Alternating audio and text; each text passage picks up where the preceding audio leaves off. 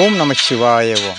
நாம் வெள்ளையங்கிரி ஆன்மீக பயணத்தில் முதல் மலை ஏறுவதற்காக நாம் கோபுர தரிசனம் பார்த்துவிட்டு மலை ஏறுவதற்காக கைத்தடியுடன் ஐயனை தரிசிக்க முதல் மலை ஏறுகிறோம்.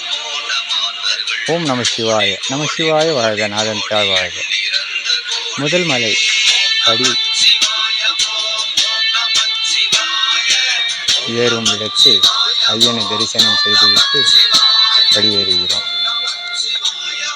வரும் வழியில் ஒரு மலையிலிருந்து இறங்கி வரும் சித்தர் போன்று தோன்றும் அவரை பார்த்துவிட்டு முதல் மலையில் உச்சியில் விநாயகரை சந்தித்து பழுக்குப்பாறையை நோக்கி நடந்து கொண்டிருக்கிறோம், ஏறிக்கொண்டிருக்கிறோம்.